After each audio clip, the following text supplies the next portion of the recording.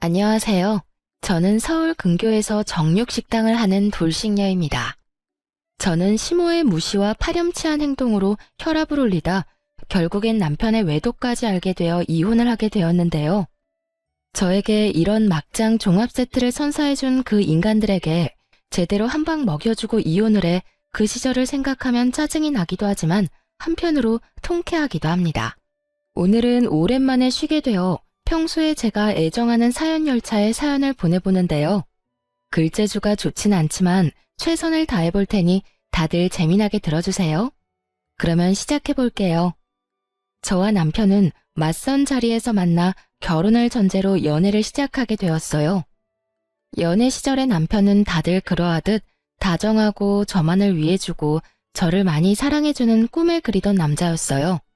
이런 남자를 놓치고 싶지 않았고 남편이 결혼하자는 말에 조금의 고민도 없이 결혼까지 하게 되었습니다. 그 당시 시댁은 살아생전 시부가 벌어놓은 재산과 시모가 물려받은 재산으로 노후를 보내는 상황이었고 친정 부모님은 정육식당을 운영하고 있었어요. 전 그런 친정 부모님의 가게를 물려받기 위해 식당에서 함께 일을 하는 상태였고 남편은 시모의 자랑인 대기업에 다니던 중이었죠. 남편이 대기업에 다닌다고 한들 기가 죽거나 하진 않았어요. 그도 그랬던 것이 대기업이 좋다고는 하지만 한 달 벌이로만 따진다면 제가 더 많이 버는 편이었기에 굳이 제가 기까지 죽을 필요가 없었던 것이었죠. 공부도 남편 못지않게 빠지지 않을 만큼 했고요. 이런 저의 커리어를 남편 역시 존중해 주었고 남편과 저 사이엔 아무런 문제가 없었어요. 하지만 다들 예상하시다시피 시모가 문제였어요. 많이들 들어보셨죠? 대기업 다니는 아들 둔 시모들의 그 높은 콧대와 아들이 최고라 믿고 며느리는 발톱의 때만큼도 못한 존재로 여기는 못 배운 사람들이 하는 짓거리 말이에요. 저의 시모도 그런 사람들과 다르지 않았고 시모는 말끝마다 대기업 다니는 우리 아들이라고 하며 은근히 저를 깔아뭉개는 말을 하곤 했어요. 왔니? 대기업 다니는 우리 아들. 요즘 회사 생활은 좀 어때? 괜찮니? 늘 똑같지 뭐. 엄마는 잘 지내셨어? 남편에겐 빛이 날 정도로 밝은 미소를 보이던 시모는 표정을 싹 바꿔 굳은 표정으로 저를 보며 빈정거리기 시작하더군요. 그럼 넌 빈손이니? 명색의 유명한 정육식당 딸이 어떻게 시댁 오는데 빈손으로 오니? 하다못해 고기 한 덩이라도 가지고 오지 않고. 어이가 없더라고요. 언제는 고기 못 먹어서 죽은 사람 없다며 고기 좀 그만 가지고 오라고 할 땐 언제고 이번엔 이딴 소리를 하니까요. 어머님, 남들이 들으면 제가 늘 빈손으로 온 줄 알겠어요. 저 계속 고기 챙겨왔었는데 어머님이 고기 못 먹고 죽은 사람 없다고 하시면서 그만 가지고 오라고 하셨잖아요. 그래서 빈손으로 온 건데 그런 식으로 말씀하시면 제가 섭섭해요. 섭섭하긴 내가 더 섭섭하다. 그렇다고 진짜 빈손으로 오는 애가 어디 있니? 이래서 여자는 배울 만큼 배우고 센스가 있어야 한다고 하는 게야. 우리 아들은 대기업까지 다니면서도 센스가 차고 넘치는데 넌 도대체 왜 그러니? 난 아직도 이해가 안 되는 게 너 같은 애가 어떻게 우리 아들을 만나 결혼까지 할 수 있었는지 너무 궁금하구나. 시모는 늘 이런 식이었어요. 시작은 아들 자랑, 끝은 저의 비난. 아무리 들어도 적응이 되지 않는 시모의 비난은 이렇듯 이어지고 있었고 전 그런 시모의 반응에 적응이 되어 한 귀로 듣고 한 귀로 흘려보내고 있었죠. 이렇게 저를 무시하면서도 친척들 앞에서 생색은 내고 싶은 건지 명절만 되면 친정에서 한우 선물 세트를 친척 수만큼 챙겨오라고 명령하는데 정말 미쳐버리겠더라고요. 저요, 아무리 사장 딸이라고 해도 그걸 공짜로 가지고 오진 않아요.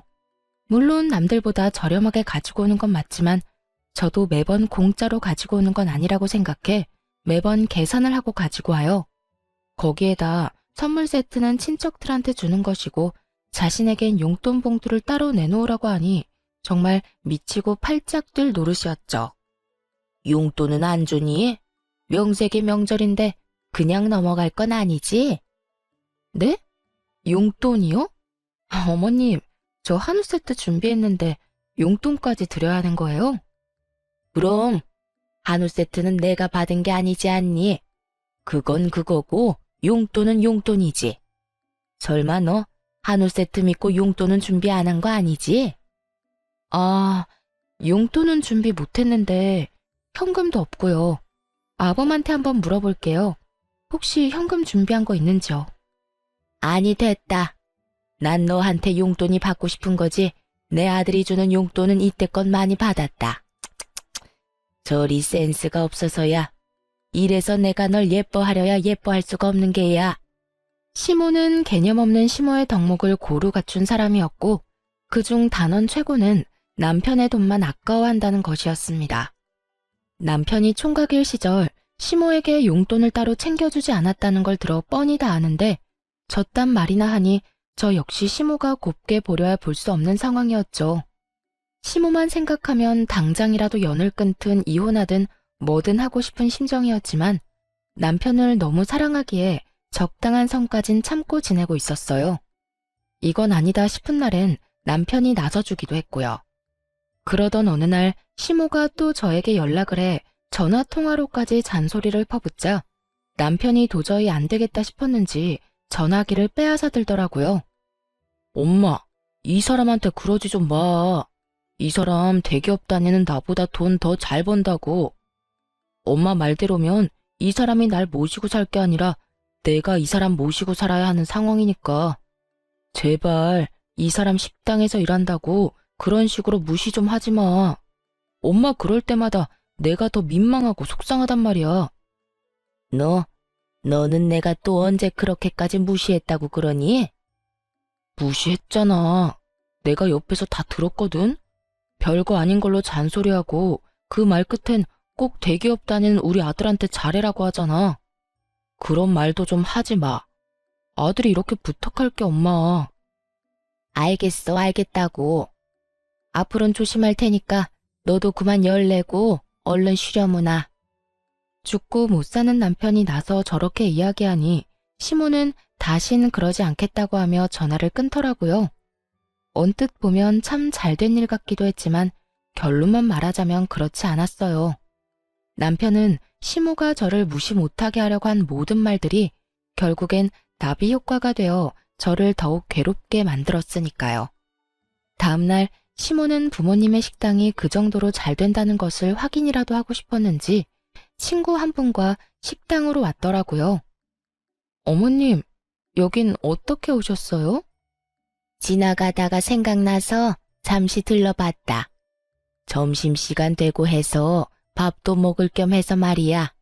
그나저나 장사가 잘 되네. 점심시간이기도 하고 근처에서 행사가 있다나 봐요. 오늘은 유난히 손님이 많긴 하네요. 식사하시고 가실 거죠? 빈자리 편하신데 앉으세요. 제가 상 차려드릴게요. 그래. 오늘 일찍부터 나와서 설쳤더니 허기가 지네. 고기 좀 많이 내오거라. 좋은 부위로 골라서. 한결같이 얄미운 시모였지만 전 제가 할 수 있는 선에서 성심성의껏 시모를 대접해 주었어요. 첫 방문이기도 했지만 친구분도 함께 있으니 그래도 가족이라고 대충 대접할 수가 없더라고요. 친정 부모님도 처음으로 오신 건데 돈을 어떻게 받겠냐며 한 끼 대접할 테니 푸짐히 챙겨드리라고 하셨고요. 시모는 이런 저와 부모님의 호의를 당연하다는 듯 고맙다, 잘 먹었다는 인사도 없이 가버렸네요. 오히려 친구분이 그런 시모의 태도에 더 당황한 듯 저에게 명함을 건네며 이렇게 말하더라고요. 저기, 오늘 잘 먹었어요. 너무 맛있어서 오랜만에 과식을 다 했다니까. 내가 이 근처에서 작은 공방을 하는데 한번 놀러 와요. 인테리어 소품도 있으니까 와서 마음에 드는 거 있으면 내가 선물로 주고 싶어서 그래. 꼭 한번 와요. 네, 시댁 가는 날에 한번 갈게요. 맛있게 드셨다니 다행이네요. 다음에 또 드시러 오세요. 시모에게 어떻게 저런 친구분이 있을 수 있는지 의아할 정도로 상반되는 모습이었어요. 그 후로도 시모는 몇 번씩 가게를 왔고 그때마다 계산은 당연하다는 듯 하지 않았죠. 한두 명이 와서 드시고 가는 거 그거 얼마나 한다고 쪼잔하게 구냐고 생각하는 분도 있겠지만 많게는 일주일에 2번, 적어도 2주일에 1번은 오니 그저 정말 곤란하더군요.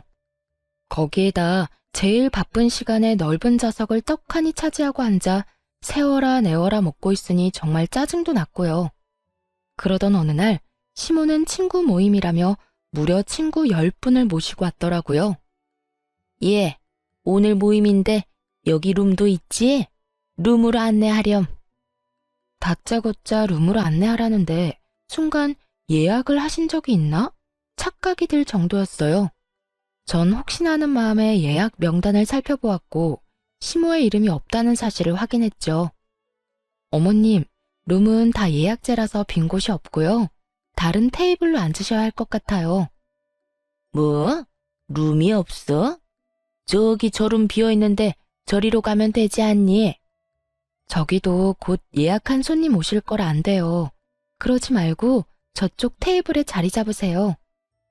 안 되는 걸 안 된다고 했을 뿐인데 시모는 자기 뜻대로 되지 않을 것 같아지자 갖은 생떼를 부리기 시작하더군요. 테이블 말고 룸 내놓으라는 내 말 안 들리니? 내가 명색이 네 시어머니인데 그 정도도 못 해준다 이 말이야. 짧게는 며칠 전부터 길게는 일주일 전부터 예약하신 분들인데 어떻게 제 마음대로 취소하겠어요. 하물며 전부 곧 오실 텐데. 어머님 룸으로 모시려고 그분들을 헛걸음하게 만들 순 없어요. 그러니 이번엔 어머님이 양보해 주세요. 아무리 좋게 그리고 이해가 되기 쉽도록 설명을 해도 아무 소용이 없더라고요. 막무가내. 시모는 이 단어를 단번에 떠올릴 만큼 그야말로 막무가내로 우겨댔으니까요.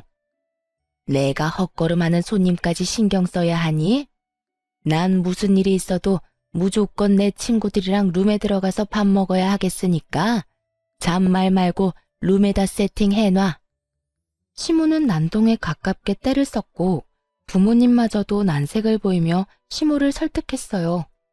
시모는 룸에 무슨 꿀이라도 발라놓은 사람처럼 친정 부모님에게도 무조건 룸만을 외치며 우겨대더라고요. 그쯤 되니 함께 오신 친구분들이 나서 시모를 말리기 시작하더군요. 그냥 테이블에 앉아도 되는데 너 오늘 왜 이래? 너 때문에 우리가 다 민망해. 그만 좀 해. 그래, 며느리 곤란한 거 안 보이니? 그깟 룸이 뭐라고 사돈 가게에서 이러니? 너 요즘 이러면 네 아들 이혼남 된다. 그러니까 너 앞으로 이렇게 굴 거면 다신 우리 보고 여기 오자고 하지 마. 네 며느리한테 미안해서 고기도 안 넘어가겠어. 친구들의 만류에 시모는 그제야 입을 다물고 테이블로 가서 자리를 잡더군요. 여전히 저를 노려보고 있었고 돌아가실 때 당연하다는 듯 계산은 하지 않고 가더군요. 회비를 거두는 걸 서빙하며 분명 받는데도요. 그렇게 식사를 마치고 돌아간 시모가 저에게 어떻게 했을지 다들 상상되시나요? 시모는 그날 저녁 저에게 전화에 득달같이 퍼붓기 시작하더군요. 내가 오늘 너 때문에 얼마나 창피했다는 줄 아니? 그깟 룸 좀 내주는 게 뭐가 힘들다고 그걸 안 된다고 해서 그 난리를 만든 게야. 고기 맛도 특별하지도 않은 거 내가 소문내주려고 친구들 데리고 일부러 간 건데. 넌 어떻게 그런 날을 망신당하게 할 수가 있는 거냐고. 시모는 마치 다 저희 가게를 위해서 저를 생각해서 억지로 하는 수 없이 저희 가게를 온 것처럼 말하더라고요. 그 순간 전 참을 수 없는 화가 몰려왔고 이성의 끈이 끊기며 저대로 울분을 토해내기 시작했어요. 아니 어머님, 막말로 오늘 제가 뭘 그렇게 잘못했다고 이 난리세요? 어머님 예약하고 오신 것도 아니고 룸은 예약제인 거 다 아시잖아요. 몰랐다고 한들 제가 예약이 다 돼 있으니 안 된다고 말도 했고 그러면 어머님도 고집 꺾으시고 빈자리 앉으시면 되는 거였잖아요. 거기서 절대 싫다고 우긴 건 다름 아닌 어머님이었어요. 그것도 저희 친정부모님이 보는 데서 말이죠. 도대체 저희 친정을 얼마나 무시했으면 그런 행동을 하실 수가 있어요? 난 네 친정 무시한 적 없다. 그저 손님으로서 정당한 요구를 했을 뿐이다. 그 인원이 갔는데 예약이고 나발이고 룸을 내줘야 하는 건 당연한 거 아니니? 그래서 돈 벌겠어? 넌 오늘 단골이 될 뻔한 손님들을 다 놓친 거야. 아까 어머님이 내달라고 했던 룸 손님 수가 20명이었고요. 그보다 더 많은 손님도 다들 예약하고 오세요. 그리고 어머님은 손님 아니시잖아요. 매번 오실 때마다 계산도 안 하고 그냥 드시고 가시면서 손님은 무슨 손님인가요? 그것도 고맙다는 말 한마디도 안 하시면서요. 너 지금 내가 돈도 안 내고 음식이나 먹으러 가는 거지 취급하는 게야? 전 그렇게까지 말한 적 없는데 스스로 그렇게 느끼셨다면 어쩔 수 없죠. 그리고 말이 나왔으니까 하는 말인데 앞으로는 계산 좀 부탁드릴게요. 오실 때마다 제가 계산하고 있는데 어머님 덕분에 저흰 손가락 빨고 살게 생겼거든요. 그러면 들어가세요. 이렇게 전화를 끊어버리자 옆에서 가만히 듣고 있던 남편이 깜짝 놀라 저에게 무슨 일이냐며 물어오더군요. 이게 다 무슨 말이야? 엄마가 당신 가게에 갔었어? 언제? 얼마나 갔길래? 아, 정말 어머님 때문에 스트레스 받아서 미치겠어. 어머님, 당신이 내가 당신보다 돈 더 잘 번다는 이야기 들은 바로 다음 날부터 가게까지 찾아오기 시작하더니 많이 올 때는 일주일에 2번씩 올 때도 있다니까. 뭐? 일주일에 2번? 그래, 그것뿐인 줄 알아? 계산 안 하는 건 기본이고 오늘은 친구분들 우르르 끌고 오셔선 예약된 룸 안 내준다고 가게에서 난동까지 피우시더라니까. 오죽했으면 친구분들이 어머님께 뭐라고 하시더라니까. 그 광경을 우리 엄마 아빠도 다 보고 계셨고. 대충 상상되지? 우리 엄마 아빠가 보든 말든 나한테 막 뭐라고 하시면서 생떼 부리기 시작하는데 우리 부모님이 얼마나 속상하셨을 거야. 딸이 그런 취급이나 당하는 걸 두 눈으로 다 보셨으니. 남편은 많이 놀란 듯 쉽사리 말을 꺼내지 못하고 있더라고요. 아무래도 자신의 엄마가 그딴 개념 없는 짓을 하고 있었다는 사실을 도저히 믿을 수가 없는 것 같기도 했고 그게 사실이라고 한들 섣불리 저에게 어떤 말로 사과를 전해야 할지 감도 오지 않을 만큼 미안해하는 것이 느껴졌어요. 남편은 아무 말도 하지 않고 한참 생각에 빠져 있더라고요. 그러더니 제 손을 감싸주더니 제 눈을 보며 이렇게 말했어요. 여보, 일단 내가 엄마를 대신해서 사과할게. 미안해. 정말 미안해. 진심이야. 앞으로 또 이런 일 있으면 나한테 당장 말해줘. 아니, 엄마가 다시 한번 당신 식당에 오면 바로 나한테 연락해줘. 내가 나서서 해결해 줄 테니까. 그렇게까지 하진 않아도 돼. 괜히 당신이 나섰다가 불난 집에 부채질만 하는 꼴이 될 수도 있어. 그래도 말이라도 그렇게 해주니까 나 많이 위로가 된다. 든든하네 우리 남편. 그러면 내가 엄마 기분 상하지 않게 잘 말해볼게. 우리 엄마 그래도 내 말은 잘 들어주니까 내가 좋게 잘 이야기하면 괜찮을 거야. 그 정도는 괜찮지? 그러면 좋게 잘 이야기해줘. 고마워. 남편은 호언장담한 것처럼 시모에게 잘 설명을 한 듯 했고 그 덕분인지 한동안은 조용하더라고요. 그 조용함이 반성의 의미가 아닌 폭풍 전야였다는 것은 미처 몰랐던 것이었습니다.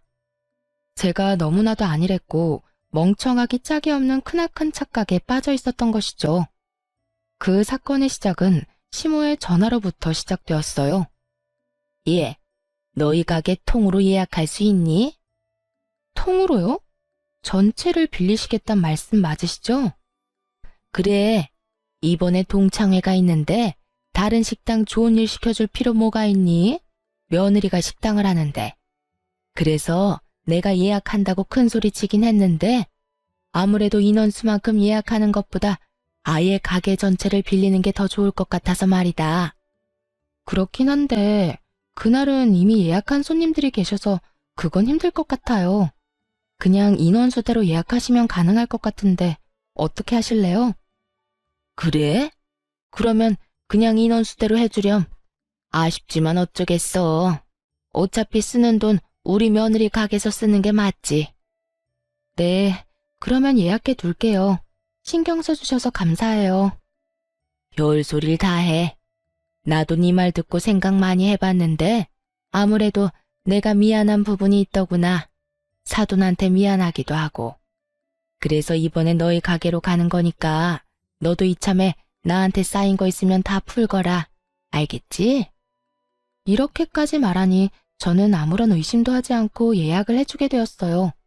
다른 사람도 아닌 시모가 화해의 손길을 내민다고 생각했기에 저 역시 이 기회에 그간 묵혔던 나쁜 감정을 털어내고 앞으로 잘 지내봐야겠다는 마음을 먹기도 했었고요.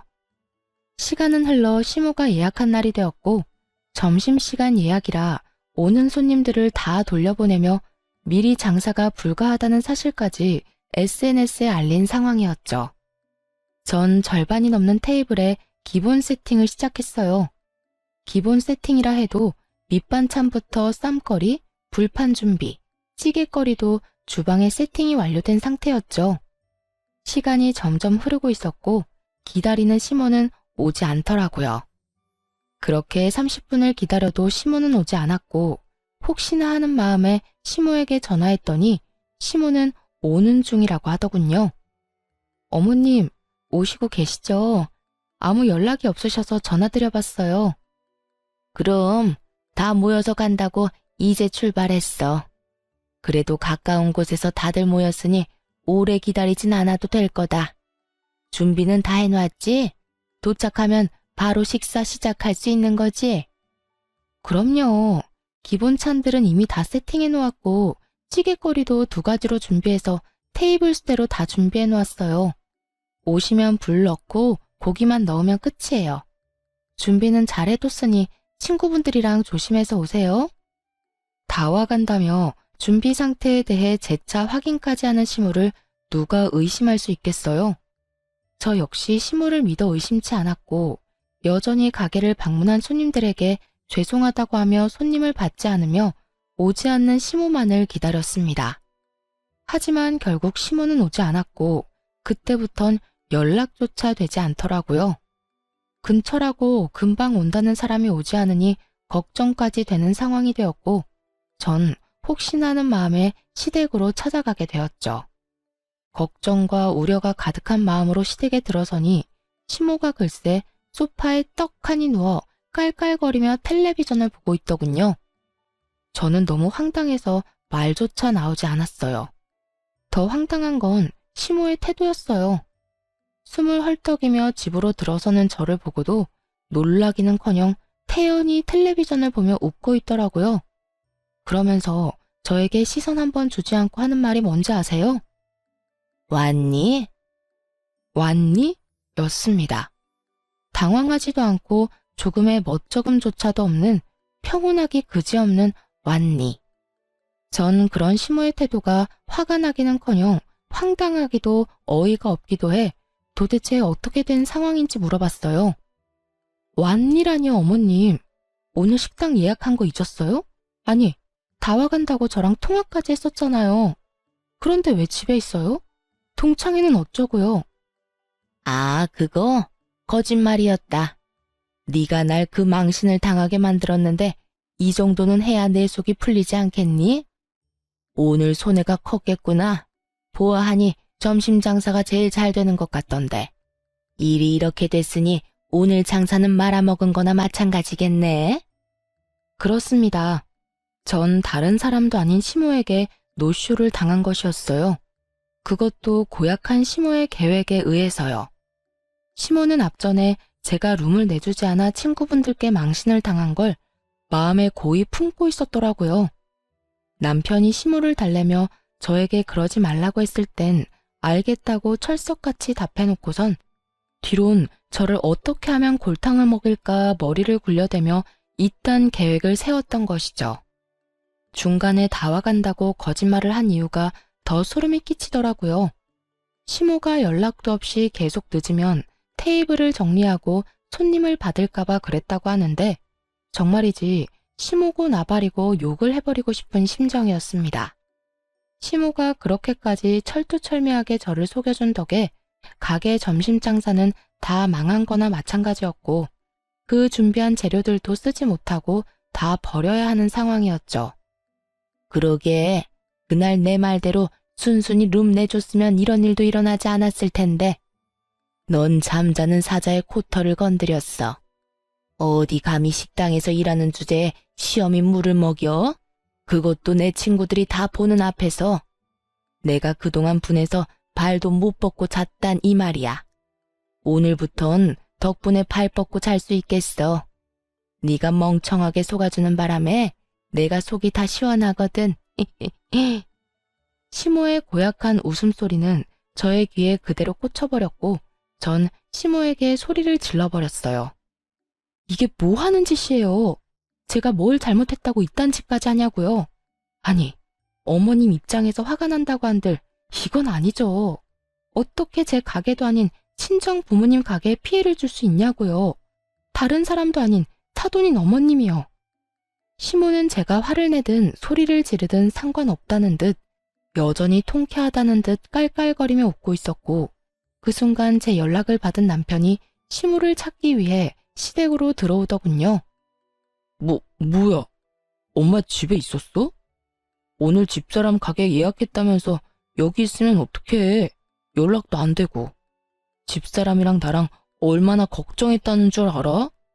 남편 역시 시모의 모습을 보고 화를 냈고 시모는 제가 무어라 말을 꺼내기도 전에 바닥에 주저앉아 바닥을 치며 곡소리를 내기 시작하더군요. 내가 예약 날짜를 헷갈렸는데 그렇다고 네 처가 나한테 찾아와서 화를 막 내더라고. 아이고, 늙으면 죽어야지. 날짜도 제대로 모르고. 다음 주 동창회 예약한다는 게 이번 주에 예약해버리는 실수를 해버렸지 뭐니. 휴대전화를 가방 안에 넣어둔 걸 잊지를 않나. 내가 죽어야지. 그래야 자식들 고생 안 시키지. 아이고. 연기대상감 뺨치게 눈물 연기를 기가 막히게 하는 시모를 보며 더욱 화가 났고 시모의 어깨를 부여잡고 애원하듯 물었습니다. 어머님, 갑자기 왜 이러세요? 저한테는 일부러 안 온 거라면서요. 저 골탕 먹이려고. 저 괘씸해서 안 온 거라면서요. 그런 저를 시모는 겁에 질린 표정으로 바라보며 제 손을 조심스럽게 떼어내더라고요. 무섭다는 듯 통까지 떨어대면서요. 내가 언제 그랬다고 그러니? 너 무섭다. 아무리 화가 많이 난 상태라고 해도 없는 일 만들어서 말하는 거 아니다. 우리 아들 오해하기 딱 좋지 않니? 너 설마 내 아들이랑 나 사이를 이간질하는 거니? 그게 아니잖아요. 다 와간다고 중간에 저랑 통화한 거 휴대전화에 다 남아있다고요. 언제 우리가 그런 통화를 했니? 난 날짜를 헷갈렸으니 미안하다고 하지 않았니? 너 정말 왜 이러니? 미치고 팔짝 뛸 노릇이었어요. 모르는 사람이 본다면 시모는 정말로 아무런 잘못이 없는 사람이었고 오히려 제가 아무 잘못도 없는 시모를 득달같이 잡는다고 생각할 만큼 완벽한 연기였으니까요. 남편 역시 시모의 연기에 속아 시모의 말을 믿는 듯했고 전 그런 두 사람의 모습에 더욱 화가 났죠. 당신 저 말을 다 믿는 거야? 어머님이 하는 말 다 거짓말이라고. 어머님, 아무리 제가 믿다고 해도 이건 아니죠. 연기 그만하고 사실대로 말하라고요. 억울함에 저의 언성은 점점 높아졌고 그런 제 모습에 남편은 화를 내며 저를 제지하고 나서더군요. 그만 좀 해. 당신 지금 너무 흥분했어. 당신이 왜 화가 났는지 충분히 알겠는데 지금 이건 당신이 선 넘은 거야. 다른 사람도 아니고 시어머니한테 이딴 식으로 구는 여자가 어디 있어? 엄마가 헷갈렸다고 하잖아. 이제껏 당신이 엄마한테 당한 게 있어서 화난 건 알겠는데 혼자 말도 안 되는 소설 써서 우리 엄마 괴롭히지 마. 오로지 시모의 편에 서서 저에게 고함을 내지르는 남편을 보는데 그 순간 모든 것이 무너지는 기분이 들더군요. 제가 이때껏 참아온 것이 누구 때문인데 제 말은 조금도 믿지 않고 저에게만 화를 내는 남편을 보며 더는 그곳에서 싸울 의지가 사라지더군요. 전 아무 말도 하지 않고 그대로 일어서 집으로 돌아와 버렸고 제 뒤를 따라 집으로 돌아온 남편과 단 한마디도 하지 않았습니다. 저를 오해하고 단단히 화가 난 남편이 저에게 말을 걸지도 않았지만 저 역시 남편 못지않게 화가 났던 터라 말을 걸고 싶지도 않더라고요. 그렇게 말 한마디 건네지 않는 날들이 많아지는 만큼 저희 부부의 사이는 걷잡을 수 없이 멀어지고 있었어요. 이런 저희의 사이를 전해 들은 것인지 아니면 목적 달성을 해 더는 저를 괴롭힐 필요가 없었는지는 알 수 없으나 어찌되었든 시모에게선 별다른 연락이 없었고요. 속절없이 시간은 흘러갔고 남편은 남편대로 저는 저대로 살고 있을 때였어요. 그 당시 부모님은 이제 쉬고 싶으시다며 저에게 가게를 맡아서 하라고 하시더라고요. 전 부모님이 잘 닦아놓으신 가게를 맡게 되었고 자리를 잡은 가게이긴 했지만 오롯이 혼자 다 감당해야 했던 터라 정신없는 하루하루를 보내고 있었죠. 그렇게 바쁜 와중에 제 정신을 번쩍 들게 하는 연락을 받게 되었어요. 상대는 바로 시모였습니다. 시모는 제가 가게를 물려받은 사실을 어떻게 한 것인지 다짜고짜 자신을 모시고 살라고 하더라고요. 예, 너 사돈가게 물려받았다며? 이제 돈방석에 앉는 건 시간 문제일 거고 능력도 될 테니 효도를 좀 해야 하지 않겠니? 효도요? 효도라는 단어를 듣는 순간 시모가 효도라는 단어를 잘못 알고 있나 하는 생각마저 들더라고요. 그렇지 않고서야 저에게 효도라는 말을 할 수는 없다는 생각이 들었으니까요. 전 시모에게 되물었고 시모는 그 특유의 뻔뻔한 말투로 대답하더군요. 그래, 효도. 다른 건 필요 없고 네가 날 좀 모시고 살아야겠다. 네 시누이 남편 사업하는 거 알지? 글쎄 요즘 사업이 힘들어서 자금이 좀 필요한데 나도 있는 돈 거의 다 쓰고 이제 남은 건 집뿐이야. 그래서 이 집 처분해서 네 시누이 좀 도와주려고. 그러니까 네 집에서 날 좀 모셔야 하겠구나. 시모의 말을 듣고 있는데 오늘이구나 싶더라고요. 그간 바빠서 하지 못했던 이혼을 말해야 하는 날 말이죠. 어머님, 제가 효도할 일은 앞으로도 없을 것 같은데 어떡하죠? 뭐? 그게 무슨 말이니? 너 설마 예전 일 때문에 아직도 앙심 품고 있는 건 아니지? 그게 언제적 일인데 젊은 애가 아직도 그러니? 그 일도 그 일이지만 다른 큰 문제가 있어요. 제가 더는 어머님 며느리가 아닐 예정이라 말이에요. 저 이혼 절차 밟고 있어요. 뭐라고? 남편은 남편대로 저는 저대로 살고 있던 이유는 바로 이혼 때문이었어요. 남편은 외도를 저지르고 있었는데 그 상대는 다름 아닌 저희 가게에 자주 오는 여자였어요. 매번 남자를 바꿔가며 오는 어린 상간녀의 상대는 나이 차이가 꽤 나는 남자였는데 딱 봐도 불륜관계였던지라 기억에 남는 손님이었어요. 그런 상간녀가 어느 날엔 친구와 함께 와서 밥을 먹는데 절로 시선이 가더라고요. 대낮부터 술을 먹던 상간녀와 친구는 술에 취했는지 톤이 점점 높아져 갔고 이번에 만나는 남자에 대해 술술 이야기하기 시작하더군요. 이번엔 30대 아저씨인데 전혀 아저씨 같지 않아. 관리도 잘했는지 몸도 좋고 말이야. 들어보니 와이프가 이런 식당 한다는데 꽤 잘 되는지 본인 버는 돈은 본인이 다 쓴다고 하더라고. 그래서 돈 쓰는 게 꽤 후하다니까. 그래? 무슨 일 하는데? 돈을 많이 벌어? 대기업 다녀. 차도 외제차 끌고 다니고. 집도 땡땡땡 아파트 알지? 거기 산대. 요즘엔 자기 엄마한테 건물 처분한 돈도 받고 있다고 하더라니까. 회사 그만두고 사업을 한다나? 암튼 난 사업을 하든 뭘 하든 다 상관없고 이번엔 크게 한몫 챙길 수 있을 것 같다니까. 정 안 되면 아예 정착해도 될 것 같기도 하고. 정신이 번쩍 들더라고요. 대기업에 다니며 부인은 식당을 하고 그 외제차를 끌고 다니는 남자. 거기에다 남편이 지나가는 말로 회사를 그만두고 사업하고 싶어 시모에게 사업 자금을 받을까 싶다고 한 말까지 틀림없이 제 남편임이 분명해 보이더라고요. 모든 것이 틀림없어 보였지만 전 확실히 하기 위해 사람을 붙였고 아니나 다를까 남편은 꽃뱀 같은 젊은 상간녀에게 홀려 있는 돈 없는 돈 다 퍼주고 외도를 저지르고 있더군요.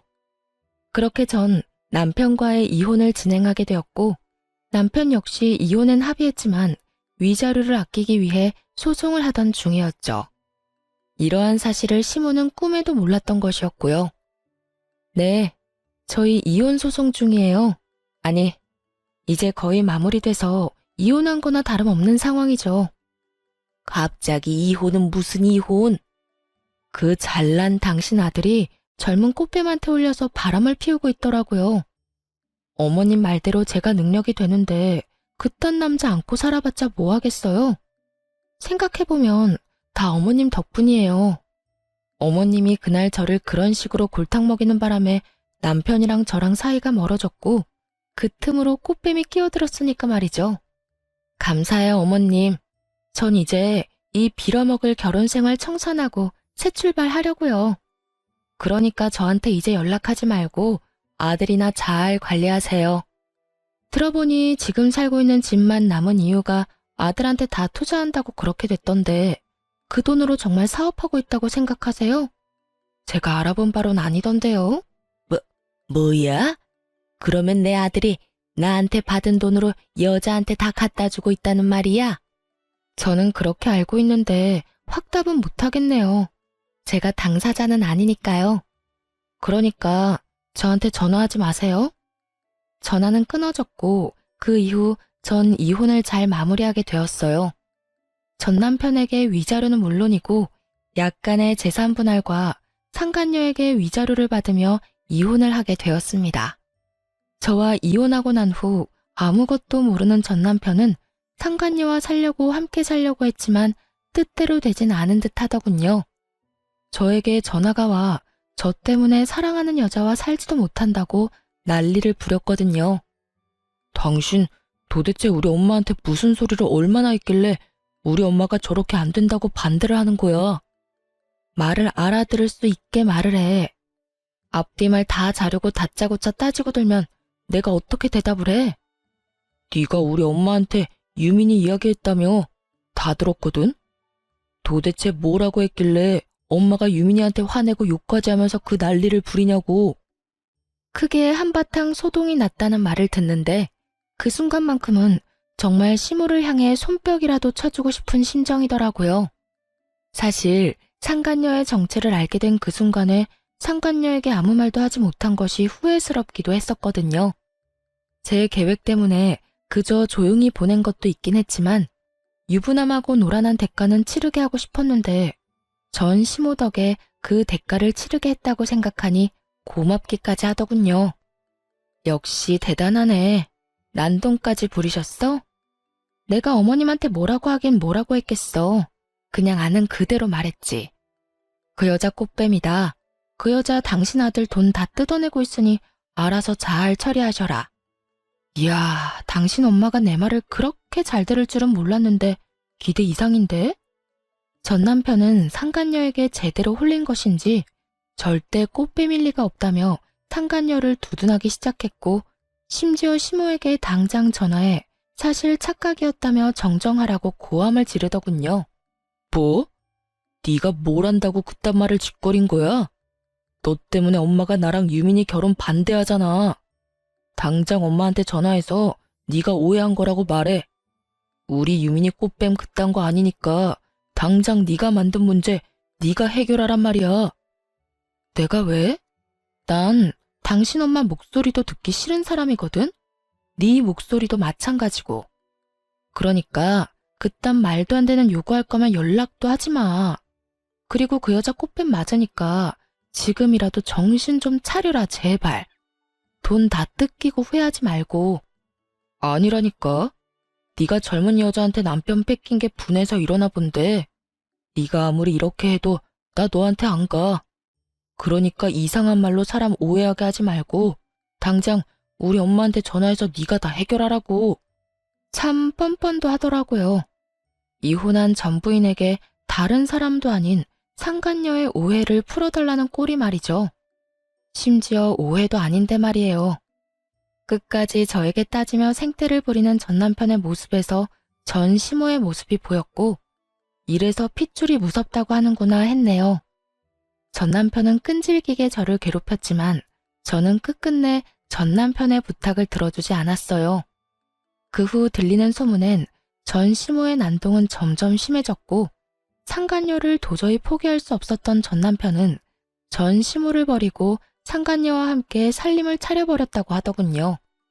전 시모는 믿었던 아들의 배신에 화병으로 몸져 누웠다고 하고요. 전 남편이 대단하긴 대단하다 싶더군요. 그 꼬장꼬장하던 시모를 다른 것도 아닌 화병으로 몸져 눕게 했으니 말입니다. 부모까지 버리며 쟁취한 전 남편의 사랑은 평탄했냐고요? 그럴 리가요. 전 남편에게 정착할 마음마저 있었던 꽃뱀 상간녀는 시모가 난동을 부리며 선보인 성격 때문에 결혼까진 할 수 없다 싶었는지 전 남편의 주머니를 탈탈 털어먹고 도망갔다고 하더군요. 전 시모는 건강을 잃고 전 남편은 돈과 시모의 신임을 잃은 것이 얼마나 통쾌했는지 모릅니다. 그 후 전 바쁘게 살며 가게를 잘 꾸려나가고 있었어요. 그러던 어느 날 저 따위에겐 돌아올 리 없다던 전 남편 놈이 아주 거짓골을 해서 저를 찾아왔더라고요. 쭈뼛쭈뼛 주변 눈치를 살피며 제 앞으로 다가와 살포시 무릎을 꿇더군요.